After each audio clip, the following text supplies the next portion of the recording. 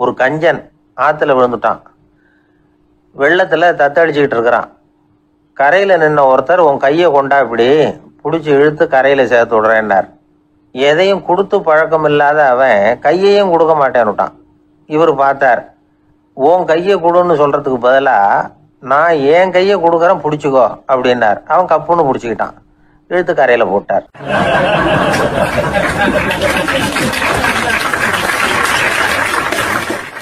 ஆயிரத்தி 1816 செப்டம்பர் மாதம் 11 பிரான்ஸ் தேசத்தில் உள்ள ஒரு மருத்துவமனை. அங்கே ஒரு இளம் டாக்டர் கொஞ்ச நாளைக்கு முன்னாடி தான் அந்த ஆஸ்பத்திரியில் புதுசாக வேலைக்கு சேர்ந்துருக்கிறார்.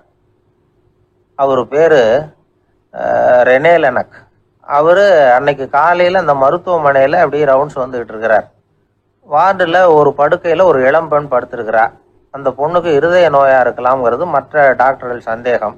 அந்த காலத்துல எல்லாம் ஒருத்தருடைய இருதய துடிப்பை தெரிஞ்சுக்கணும்னா நோயாளியின் மார்பில் டாக்டர் காதை வச்சு பார்த்து தான் தெரிஞ்சுக்கிறது வழக்கம். ஆனால் இந்த பெண்ணும் இளம் பெண், அந்த டாக்டரும் புதுசாக சேர்ந்துருக்கிறவர். அதனால் பரிசோதனை பண்ண தயங்கினார். கொஞ்ச நேரம் யோசனை பண்ணார். திடீர்னு ஒரு ஞாபகம் வந்தது அவருக்கு. அதாவது அன்னைக்கு விடியற் காலையில் தோட்டத்தில் அப்படி வாக்கிங் போயிட்டு இருந்தப்போ சின்ன பசங்கள்லாம் ஒரு மரக்கட்டையை வச்சு விளையாடிக்கிட்டு இருந்தாங்களாம். அதை இவர் பார்த்துருக்கிறார். அது என்ன விளையாட்டுனா, ஒரு நீளமான மரப்பலகை, அதில் ஒரு முனையில் ஒரு பையன் தன்னுடைய காதை வச்சுக்கிட்டு இருக்கிறான். மறுமுனையில் இன்னொரு பையன் அந்த மரப்பலகையை ஒரு ஆணியால் கீறிக்கிட்டு இருக்கிறான். ஒரு முனையில் ஆணியால் கீறும் பொழுது மறுமுனையில் காதை வச்சிருக்கிற பையனுக்கு அந்த சத்தம் துல்லியமாக கேட்குது. அந்த டாக்டருக்கு காலையில் பார்த்த இந்த விளையாட்டு ஞாபகத்துக்கு வந்துட்டுது. உடனே என்ன பண்ணார் தெரியுமா? ஒரு நீளமான காகிதத்தை எடுத்தார். அதை அப்படியே உருளை மாதிரி உருட்டினார். ஒரு முனையை அந்த நோயாளியின் மார்பில் இடது பக்கம் வச்சார், இன்னொரு முனையில் தன்னுடைய காதை வச்சார். என்ன ஆச்சரியம்! நோயாளியின் மார்பில் நேரடியாக காதை வச்சு கேட்கறத விட துல்லியமாக கேட்டுது இதய துடிப்பு. இதய துடிப்பு மட்டும் இல்லை, மூச்சு இழுத்து விடுறது, திரவ பொருள்களின் அசைவு, எல்லா சத்தமும் தெளிவாக கேட்குது. கிரேக்க மொழியில் ஸ்டெத்தாஸ் அப்படின்னா மார்பு, ஸ்கோப்பின் அப்படின்னா பார்ப்பதுன்னு அர்த்தம். அதனால் டாக்டர் ரெனே லெனக் தான் கண்டுபிடிச்ச கருவிக்கு ஸ்டெத்தஸ்கோப் அப்படின்னு பேர் வச்சார். அவரே முதல் மாடலையும் செஞ்சார். அளவு ரொம்ப பெருசாக இருந்தது, சுலபமாக எடுத்துகிட்டு போகிறது கஷ்டம், அது அவ்வளோ கஷ்டமாக இருந்தது அது. அதனால் அவரே அதை அப்புறம் 2 பிரிவாக தயார் பண்ணார். இது 2 துண்டையும் டாக்டர் தன்னோட கோட்டு பாக்கெட்டில் வச்சுக்கலாம், தேவைப்படுறப்ப எடுத்து ஒன்றா சேர்த்துக்கலாம். இப்படி தான் அவர் ஆரம்பத்தில் பண்ணார்.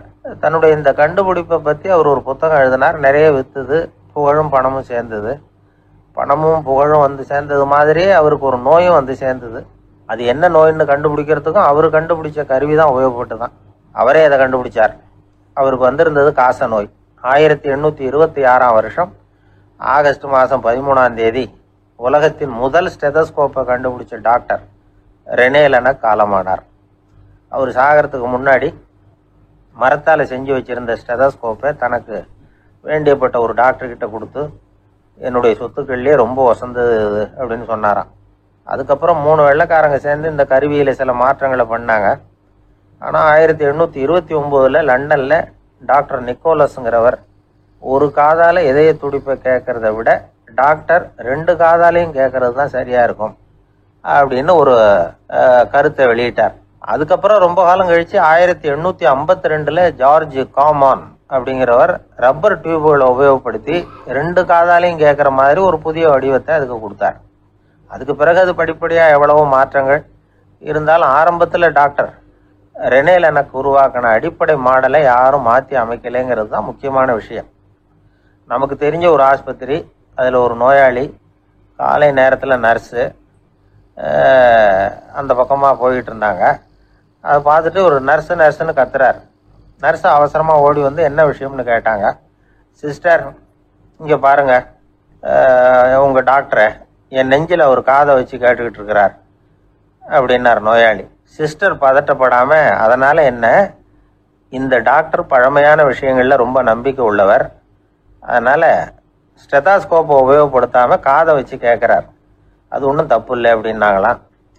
ஐயோ, அதுக்காக இல்லை சிஸ்டர், இவர் என் நெஞ்சு மேலே தலையை வச்சது நேற்று ராத்திரி 9 மணி, இப்போ விடிஞ்சு போச்சு, இன்னமும் தலையை எடுக்கவே இல்லை, அதுக்காக தான் சந்தேகப்பட்டு உங்களை கூப்பிடுறேன் அப்படின்னாராம். இந்த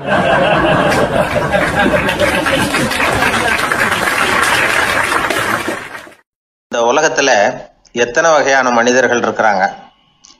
ஒவ்வொரு மனிதனுமே ஒவ்வொரு வகை அப்படிங்கிறாங்க விஞ்ஞானிகள்.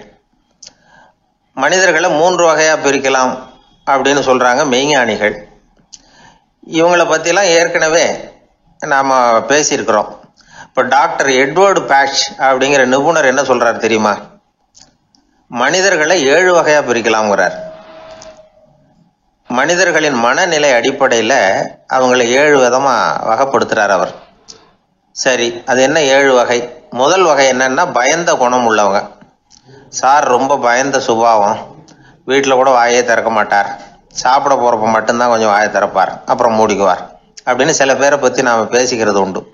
இவங்கெல்லாம் இந்த வகை, அதாவது பயந்த குணம் உள்ளவர்கள் அப்படிங்கிற முதல் வகை. சரி, 2வது வகை என்னன்னா சஞ்சலப்படுகிறவர்கள். எதுக்கு எடுத்தாலும் கலக்கம், குழப்பம், இப்படியே காலம் தள்ளிட்டு இருப்பாங்க. பல பேர் பார்த்துருப்பீங்க. அவங்கெல்லாம் இந்த வகை. 3வது வகை என்னன்னா யதார்த்த உலகை மறந்து கற்பனை உலகத்திலேயே மிதக்கிறவங்க. இளைஞர்கள், கவிஞர்கள், இப்படி பல பேர் இருக்கிறாங்க. எப்ப பார்த்தாலும் கற்பனை உலகத்திலேயே மிதந்துகிட்டு இருப்பாங்க. கிட்டத்துல போய் என்னங்க ஒரு மாதிரியா இருக்கிறீங்க அப்படின்னு கேட்டு பாருங்க, அவங்களெல்லாம் ஏதோ ஒரு அற்ப புழுவை பார்க்கறது மாதிரி அவங்கள பார்ப்பாங்க. அதுவும் அந்த வானத்து நிலாவை பாருங்கள், அது என்னை வா வான்னு கூப்பிடுது, எனக்கு சீக்கிரத்துல ஒரு நாள் சிறகுகள் முளைக்கும், சிறகடித்து வானத்துல பறந்து போவேன், அந்த செல்ல நிலாவை கொஞ்சிவிட்டு வருவேன், இப்படிலாம் பேசிட்டு இருப்பாங்க. கொஞ்சிறது அப்புறம் இருக்கட்டும், இப்ப கஞ்சிக்கு வழியே பாருப்பா அப்படின்னா அதை காதுல வாங்க மாட்டாங்க. நாம ஏதோ இந்த உலகத்தை அனுபவிக்க தெரியாதவர்கள் மாதிரி நம்மளை அவங்க கவனிப்பாங்க. இப்படி ஒரு ரகம். 4வது வகை மனிதர்கள் எப்படின்னா, இவங்க தனிமை உணர்வு மிக்கவர்கள். இவங்க மற்றவங்களோட இயல்பா நெருங்கி பழகிறதில்ல, தான் உண்டு தன்னுடைய வேலை உண்டுன்னு இருந்துட்டு போறவங்க. அடுத்த வீட்டுல இருக்கிறவர் யார் அப்படின்னு கேட்டா கூட அடுத்த வீடுன்னு ஒண்ணு இருக்கா அப்படிங்கறது மாதிரி நம்ம முகத்தை பார்ப்பாங்க. அவங்க கிட்ட மேற்கொண்டு நாம என்னத்தை பேச முடியும்? இப்படி ஒரு வகை. 5வது வகை மனிதர்கள் எப்படின்னா, இவங்க மற்றவங்க செல்வாக்குக்கு உட்பட மறுப்பவர்கள். அடுத்தவங்களோட செல்வாக்குக்கு இவங்க ஆட்படுறதில்ல. நான் யார் தெரியுமான்னு கேட்டா அதை தெரிஞ்சுட்டு எனக்கு என்ன ஆக போகுதும்பாங்க. இவங்கெல்லாம் அந்த ரகம். 6வது வகை மனிதர்கள் எப்பவும் எதுலையும் பற்றில்லாம இருக்கிறவங்க. இது ஒரு துறவு மனப்பான்மை. இயல்பாவே சில பேர் இப்படி உண்டு, அவங்களுக்கு எதுலையும் ஒரு ஈடுபாடு இருக்காது. அப்படிப்பட்டவங்க எல்லாம் 6வது வகை. 7வது வகை மனிதர்கள் மற்றவங்க கவலையை தன்னுடையதா ஆக்கிக்கிட்டு கவலைப்படுறவங்க. இவங்கெல்லாம் மகாத்மாக்கள். தாம் வேறு அடுத்தவங்க வேறு அப்படிங்கிற எண்ணம் இவங்களுக்கு வர்றதில்ல. அதனால அடுத்தவங்களுக்கு ஒரு துன்பம் வந்ததுன்னா இவங்களால சும்மா இருக்க முடியறதில்ல. ஆக கூடி இப்படி 7 விதமான மனிதர்களை அடையாளம் காட்டுறார் அந்த நிபுணர். இதுல நாம எந்த வகையில வர்றோம் அப்படிங்கிறத நாம தான் அடையாளம் கண்டுபிடிக்கணும். எனக்கு தெரிஞ்ச ஒரு மனிதர் உண்டு. அவர் ஒரு வித்தியாசமான வகை. எதையும் நடைமுறை சாத்தியமா சிந்திக்கிறவர். எப்பவும் அடுத்தவங்களும் நல்லா இருக்கணும், நாமும் நல்லா இருக்கணும் அப்படின்னு ஆசைப்படுறவர். அவருக்கு ஒரு சமயம் திடீர்னு உடம்பு சுகம் இல்லாம போயிட்டுது. டாக்டர் கிட்ட போனார், பணம் கொடுத்தார், வைத்தியம் பார்த்துக்கிட்டார். அவர் எழுதி கொடுத்த மருந்து சீட்டை வாங்கினார். ஒரு மருந்து கடைக்கு போனார், பணம் கொடுத்தார், மருந்து வாங்கினார். அதை எடுத்துட்டு வீட்டுக்கு வந்தார். அதுக்கப்புறம் அந்த மருந்து அவர் சாப்பிடணும்ல, சாப்பிடவே இல்லை, அப்படியே சும்மா வச்சுட்டார். அவரை பார்த்து கேட்டேன், ஏன் சார் இப்படி பண்றீங்க? வீண் செலவு தானே இது, நீங்க ஏன் டாக்டர் கிட்ட போய் பணம் செலவு பண்ணுனீங்கன்னு கேட்டேன். அவர் சொன்னாரு, டாக்டர் வாழணும் இல்லையா, அதனாலதான் அப்படின்னார். சரி, அப்புறம் ஏன் மருந்து வாங்கினீங்க அப்படின்னு கேட்டேன். மருந்து கடைக்காரர் வாழணும் இல்லையா, அதனாலதான் அப்படின்னார். சரி, அப்புறம் ஏன் வாங்கின மருந்து சாப்பிடாம வச்சுட்டீங்க அப்படின்னதுக்கு, நான் வாழணும் இல்லையா அதனாலதான் அப்படின்னார். இவர் வாழ்க்கையை புரிஞ்சுக்கிட்டவர். இப்படி வாழ்க்கையை புரிந்து கொண்டு வாழ தெரிஞ்சுக்கணும். எந்த வகை மனிதர் நாம் அப்படிங்கறத புரிஞ்சுக்கிட்டு வாழ்ந்தோம்னா வாழ்க்கையில வெற்றி நிச்சயம்.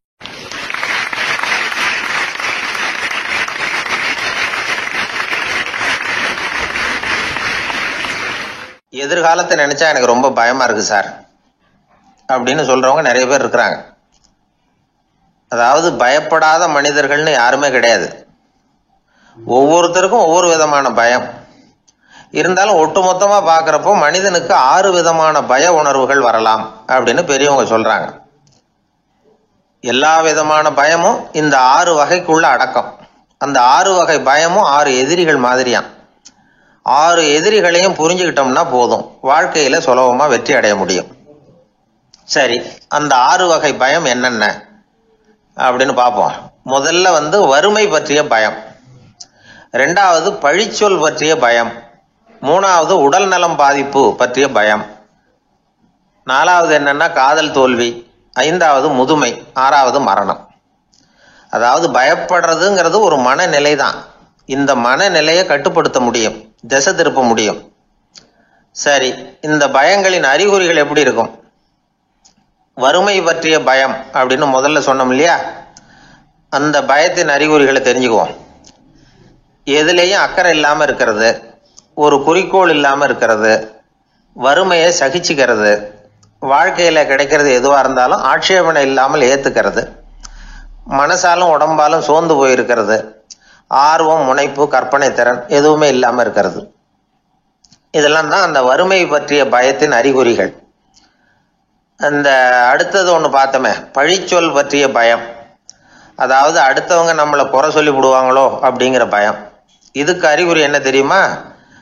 புதியவர்களை சந்திக்கிறதுக்கு பயப்படுறது, முடிவு எடுக்க முடியாம குழம்புறது, பிரச்சனைகளை தவிர்க்க விரும்புறது, தாழ்வு மனப்பான்மை, வரவுக்கு மீறி செலவு செஞ்சு இமேஜை உயர்த்திக்கிறது, குறிக்கோள் இல்லாத வாழ்க்கை, இதெல்லாம் தான் அதுக்கு அறிகுறிகள்.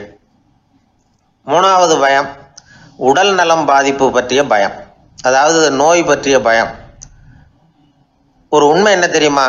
டாக்டரை சந்திக்கிற மனிதர்கள்ல 75% பேர் தங்களுக்கு நோய் வந்துட்டுதுங்கிற கற்பனையில் இருக்கிறவங்களாம். நிஜமாவே நோய் கிடையாது அவங்களுக்கு.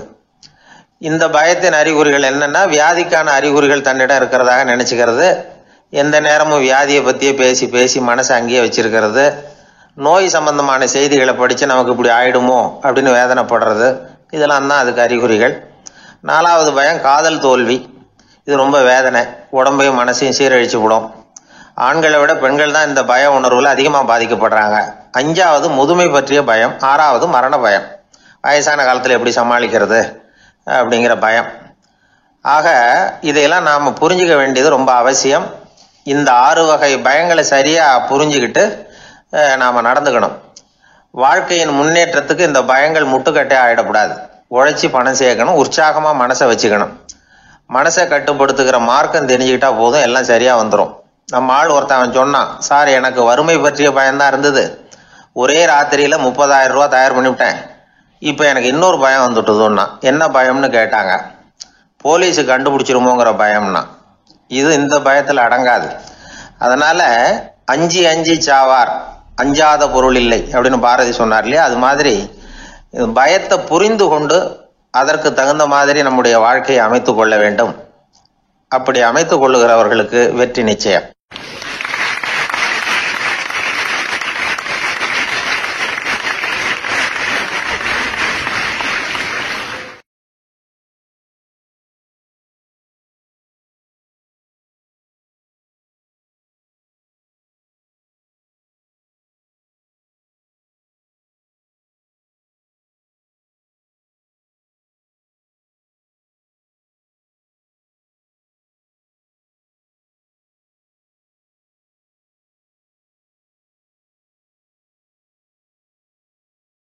ஆர்வமா பார்த்தா இவன் காலடிக்கு பின்னாடியும் தொடர்ந்து இன்னொரு காலடி வந்துகிட்டே இருந்தது. கடைசி வரைக்கும் தொடர்ந்து இருந்தது. என் பின்னாடி நீங்க வந்திருக்கீங்க போல இருக்க அப்படின்னு நான் கடவுள்கிட்ட. அதுக்கு கடவுள் சொன்னாரு, அப்படி இல்லப்பா, அது ரெண்டுமே உன்னோட காலடிகள் தான். எப்ப பார்த்தாலும் நீ குடி போதையில 2 ஆசாமியாவே இருந்திருக்கிற, அப்படியே வாழ்க்கையை முடிச்சுக்கிட்டு நேரா இங்க வந்து சேர்ந்திருக்கிற அப்படின்னு அதுக்கு விளக்கம் கொடுத்தாரு.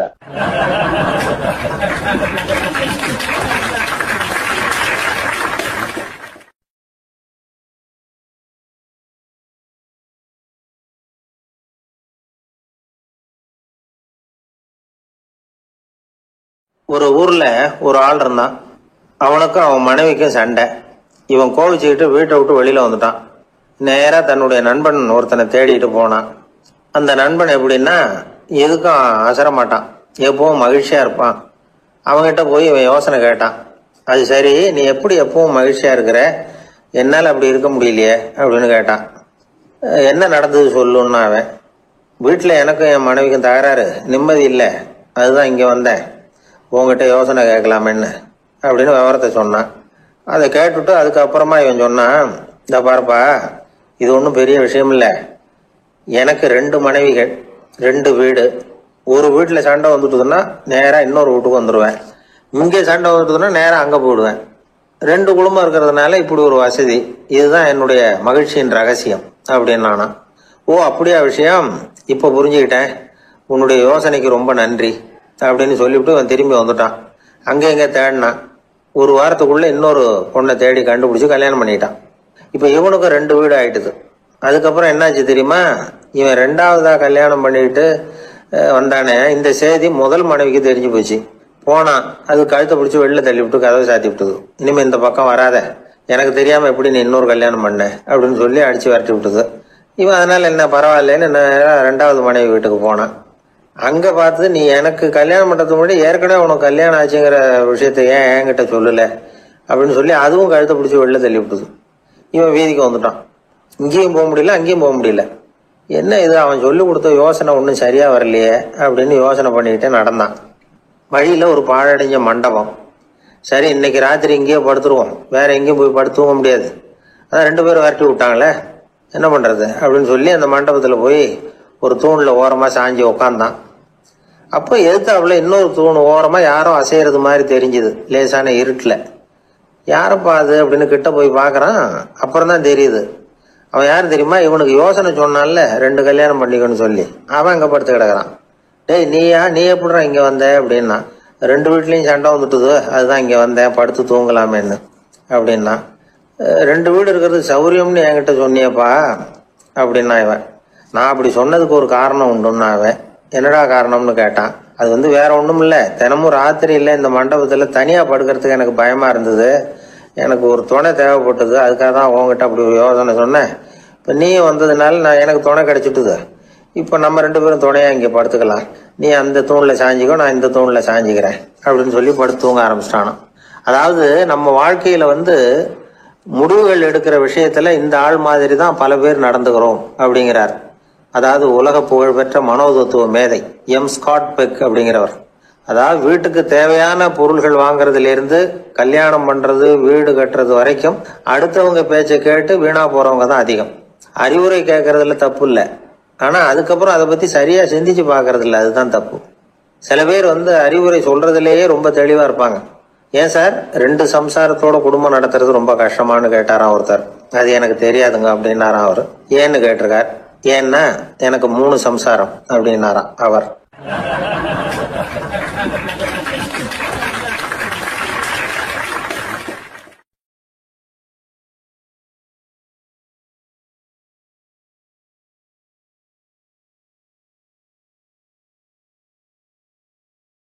ஒரு புகழ்பெற்ற ஜப்பானிய சாமுராய் வீரன், வாள் வீசுறதுல ரொம்ப கெட்டிக்காரன். ஒரு கடுமையான போரில் கலந்து கொண்டுட்டு களைச்சி போய் திரும்பி வந்தான். படுக்கையில் விழுந்தான். பக்கத்தில் என்னமோ சத்தம் கேட்டுது. திரும்பி பார்த்தான். ஒரு எலி அவனை முறைச்சி பார்த்துக்கிட்டு இருந்தது. உடனே வாழை உருவனா வீசினான். அது தப்பிச்சிட்டு ஓடி போச்சு. எவ்வளோ முயற்சி பண்ணி பார்த்தா முடியல. கடைசியில் அந்த வாள் முறிஞ்சு போனது தான் மிச்சம். ஒரு பக்கம் அவனுக்கு இது அவமானமாக போயிட்டுது, இன்னொரு பக்கம் பயமாக போயிட்டுது. எவ்வளவோ போர்களில் எதிரிகளை பந்தாடினவன் அவன் ஒரு எலிகிட்ட தோற்று போய்டுறதா அவனால் சகிச்சிக்க முடியல. மனைவி கிட்ட சொன்னான் இப்படி நடந்துட்டுதுன்னு. அவன் சிரிச்சா. உங்களுக்கு புத்தியே இல்லை, எலியை போய் யாராவது வாளால் வெட்டுவாங்களா அப்படின்னு அந்த அம்மா சொன்னதும், நீ என்ன சொல்கிறேன்னா, ஒரு பூனையை கொண்டுட்டு வந்துட்டா போதும், அதுக்கப்புறம் ஏன் எலி வரப்போகுது அப்படின்னு அந்த அம்மா. உடனே ஒரு பூனை வந்து சேர்ந்தது. அது சாதாரண பூனை இல்லை, வீர சாகசங்கள்லாம் செஞ்சு பழக்கப்பட்ட பூனை. பெரிய இடத்துல வளர்ந்தது. அதை கொண்டுட்டு வந்துட்டாங்க. அந்த பூனை குறி பார்த்து எலி மேலே பாஞ்சுது. ஆனால் அந்த எலியை சுலபமாக தப்பிச்சு போட்டுது. அடுத்தபடியாகவும் பாயறதுக்கு முயற்சி பண்ணிச்சு அந்த பூனை. ஆனால் அந்த எலியோ ரொம்ப தந்திரமாக திடீர்னு அந்த பூனையின் முகத்துக்கு நேராக பாஞ்சுது. அவ்வளவுதான்.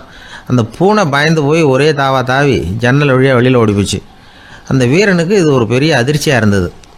அடுத்தபடியாக யோசனை பண்ணான். ராஜா வளர்த்துக்கிட்டு இருந்த அரண்மனை பூனையை ஒரு நாள் இரவலா கேட்டு வாங்கிட்டு வந்தான். ஊர் உலகம்லாம் பேர் வாங்கின பூனை இது. அந்த பூனையாலும் அந்த எலியை ஒன்றும் செய்ய முடியல. வீரனுக்கு ரொம்ப அதிர்ச்சி. அந்த அரண்மனை பூனைகிட்டேயே போய் புலம்புனான். அரண்மனை பூனையே, நீயே தோற்று போயிட்டியே, இனிமேல் நான் என்ன செய்ய முடியும்னா. அந்த பூனை சிந்திச்சுது. அப்புறம் சொல்லிச்சு, இந்த காரியத்துக்கு இந்த மேல்மட்ட விவகாரம்லாம் சரிப்பட்டு வராது. சாதாரண வீட்டு பூனை கிடச்சிதுன்னா அதை கொண்டுகிட்டு வந்து விட்டுப்பார் அப்படின்னுது. சாதாரண பூனையால் என்ன செஞ்சிட முடியும்னா இவன் நம்பிக்கை இல்லாமல். இப்போ அந்த அரண்மனை பூனை சொல்லிச்சு, பெரிய வீட்டு பூனையெல்லாம் நல்லா சாப்பிட்டு தூங்கி பழக்கப்பட்டிருக்கோம். அதுக்கெல்லாம் ராஜதந்திரம் தெரியும். ஆனால் எலி பிடிக்க தெரியாது. அதுக்கான வளர்ப்பும் இல்லை, பயிற்சியும் இல்லை. ஏன்னா அதுக்கெல்லாம் பசி கிடையாது. சாதாரண வீட்டு பூனை அப்படி இல்லை. பசிக்கு ஆகாரம் தேடி அலையும். எலிகளை பிடிச்சி சாப்பிட்டுட்டு தான் உயிர் வாழும்.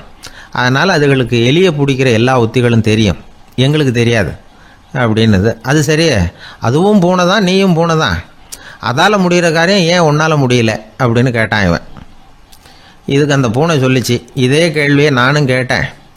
உன்னுடைய தந்திர முறை என்னன்னு கேட்டேன். அதுக்கு பதில் சொல்லாமல் படுத்து தூங்கி போச்சு. அதை மறுபடியும் எழுப்பி கேட்டேன். அதுக்கு கோவம் வந்துட்டுது. இதில் என்ன தந்திர முறை வேண்டியிருக்கு? நான் ஒரு பூனை, அவ்வளவுதான். பூனைன்னா பூனை, பூனை எலியை பிடிக்கும், நான் எலியை பிடிக்கிறேன், அவ்வளவுதான்னுது அப்படின்னு சொல்லி விவரமாக சொல்லிச்சு அந்த அரண்மனை பூனை. உடனே ஒரு சாதாரண பூனையை கொண்டுட்டு வந்துட்டாங்க. கொண்டாந்து விட்டால் அது பார்க்குறதுக்கு ரொம்ப சாதாரணமாக தெரிஞ்சுது. இந்த வீரனுக்கு நம்பிக்கை வரல. இருந்தாலும் அதை கொண்டுட்டு வந்து வீட்டுக்குள்ளே விட்டான். ஒரே நிமிஷம் அந்த எலியை கவிட்டு வெளியில் ஓடி போச்சு. மேலிடத்து பூனைகள்லாம் இதை வேடிக்கை பார்த்துக்கிட்டு வெளியில் நின்றுக்கிட்டு இருக்குது. எல்லாரும் மெதுவாக அந்த பூனையை நெருங்கி, உங்ககிட்ட அப்படி என்ன தனிப்பட்ட திறமை, அதோட ரகசியம் என்னன்னு கேட்டாங்க. அந்த சாதாரண பூனை ரொம்ப சாதாரணமாக சொல்லிச்சான், அதெல்லாம் எனக்கு தெரியாது, நான் பூனை, அவ்வளவுதான், நீங்களும் பூனையா இருங்க அப்படின்னு சொல்லிவிட்டு அந்த பூனை தன்னுடைய வாயில் கவிய எலியோடு அங்கேருந்து நடந்து போச்சு. இந்த கதையிலேருந்து நாம் புரிஞ்சிக்க வேண்டிய தத்துவம் என்னென்னா, நீயாக இரு. இதுதான் அந்த தத்துவம். நம்ம ஒவ்வொருத்தருக்கு உள்ளேயும் ஒரு தனித்தன்மை இருக்குது. இதை அவங்கவுங்க புரிஞ்சுக்கிட்டு உண்மை இயல்பு புரிஞ்சுக்கணும். நம்முடைய இயல்பு என்னங்கிறது நமக்கு தெரியணும். அதை கண்டுபிடிக்கிறது தான் உண்மையான கலை. ஒரு பெரிய மனுஷன் வாயை அகலமாக திறந்து வச்சுட்டு தூங்கிட்டு இருந்தான். உடனே ஒரு எலி உள்ளே பூந்துட்டு தான். வீட்டு வேலையாள் டாக்டருக்கு ஃபோன் பண்ணான், எங்கள் முதலாளி வாய்க்குள்ளே ஒரு எலி பூந்துட்டுது டாக்டர் அப்படின்னா. நான் உடனே புறப்பட்டு வரேன், அதுக்கு முன்னாடி நீ ஒரு ரொட்டி துண்டை எடுத்து ஒரு வாய்க்கு முன்னாடி காட்டு, உள்ளே போன எலி வெளியில் வந்துடும்னார் டாக்டர். சரின்னு சொல்லிவிட்டான். கொஞ்ச நேரத்தில் டாக்டர் அங்கே போய் சேர்ந்தார். அப்போ வேலைக்காரன் ஒரு பெரிய மீனை அவர் வாய்க்கு நேராக இப்படியும் இப்படியும் ஆட்டிக்கிட்டு இருந்தான். நான் ரொட்டி துண்டை தானே காட்ட சொன்னேன்னார் டாக்டர். அவன் சொன்னான், எலியை வெளியில் கொண்டுட்டு வர்றதுக்கு ரொட்டி துண்டை காட்ட சொன்னீங்க டாக்டர், அதுக்கப்புறம் அந்த எலியை துரத்திக்கிட்டு ஒரு பூனை உள்ளே போயிருக்கு, அதுக்காக தான் இந்த மீனை காட்டிக்கிட்டு இருக்கேன் நானா. இது எதுக்குன்னா, இப்படி வேடிக்கையாக சொல்கிறது, பூனை பூனையாக இருக்க வேண்டும், எலி எலியாக இருக்க வேண்டும், மனுஷன் மனுஷனாக இருக்க வேண்டும் அப்படிங்கிறத புரிஞ்சுக்கிறது. நாம் நாமாக இருக்கிற வரை வெற்றி நிச்சயம்.